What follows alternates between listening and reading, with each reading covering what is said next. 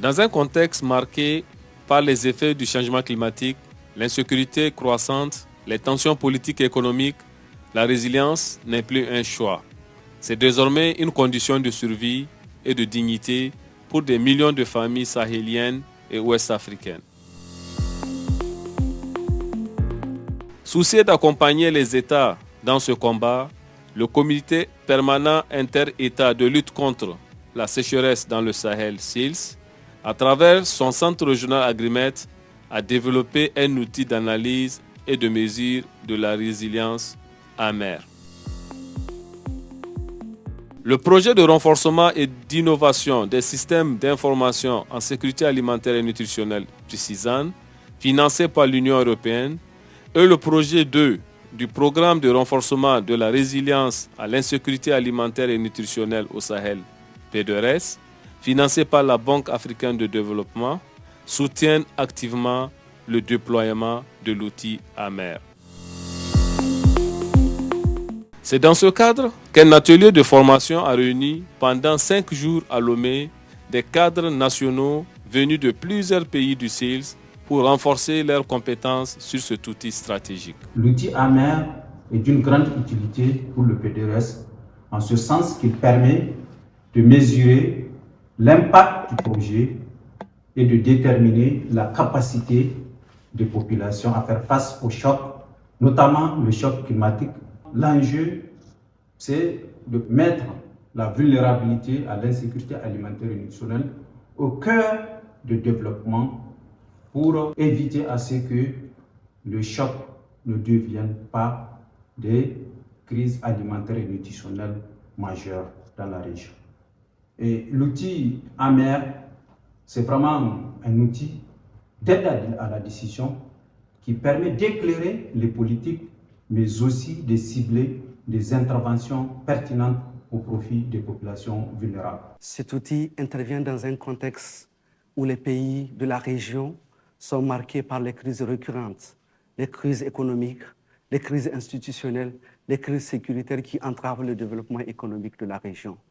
Donc ces pays ont exprimé un besoin d'avoir un outil consensuel, d'évaluer la résilience de la population, chose essentielle dans ces conditions difficiles que traversent les populations de la région.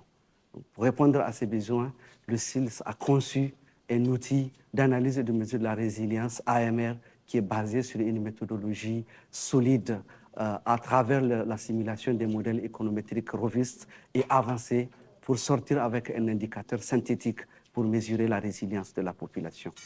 Cet outil n'est pas seulement un outil qui est attaché à la technique. Il intègre d'autres dimensions telles que les dimensions sociales, les dimensions économiques et environnementales pour avoir une approche holistique et intégrale de la résilience de la population.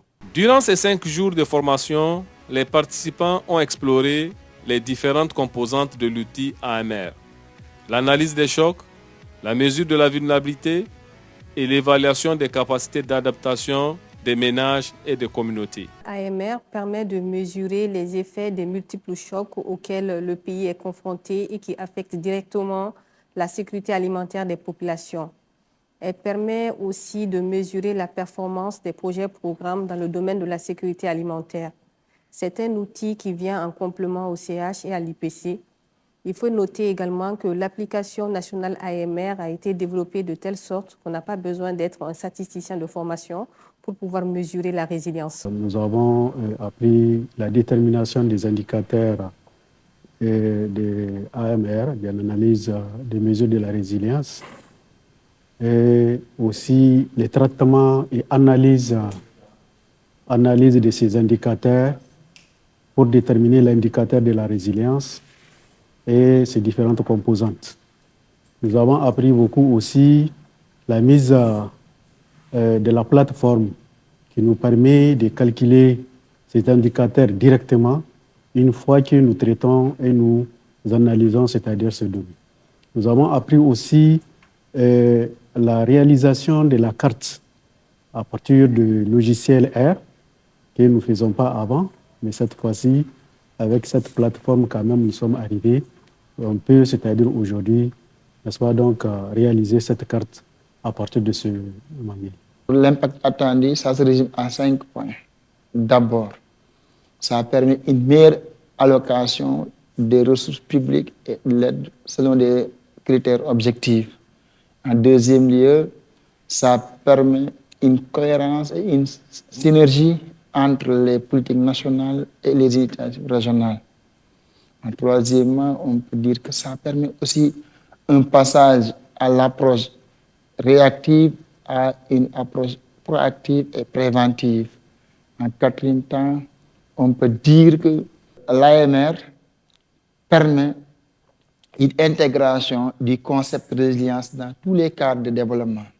Et en dernier lieu, il est attendu pour l'AMR une amélioration du pilotage axé sur les résultats. L'outil AMR dépasse la simple dimension technique. Il nous aide non seulement à mesurer la vulnérabilité, mais aussi à anticiper la capacité de réponse et d'adaptation des ménages et des communautés. Cette formation nous a permis de mieux comprendre la logique de l'outil AMR et comment l'appliquer dans nos contextes nationaux. C'est un outil essentiel pour mieux préparer et anticiper sur les chocs qui touchent à nos communautés. Nous nous sommes fixés comme objectif de maîtriser l'approche théorique du modèle AMR, les différentes préparations techniques qu'il faut faire sur les données et comprendre le maniement de la plateforme qui a été mise en ligne pour les utilisateurs. Donc, à la fin de cette formation, je pense que ces résultats sont atteints. Tous les participants ont pu traiter leurs données avec lesquelles ils sont venus. Ils ont pu charger les données sur la plateforme. Le maniement a été facilité par les différents formateurs et les principaux résultats ont été exportés. On a pu aller jusqu'à l'élaboration des fiches de communication aux décideurs des principaux pays. L'AMR est un outil intéressant, comme beaucoup de participants l'ont témoigné. En maîtrisant cet outil, les pays disposent d'un langage commun pour parler de la résilience et agir de manière concertée. Aujourd'hui, grâce à la mise en place des task forces nationales et au renforcement des capacités de 26 cadres nationaux, l'outil AMR s'impose comme un levier essentiel pour anticiper, comprendre et renforcer la résilience des populations sahéliennes et ouest-africaines.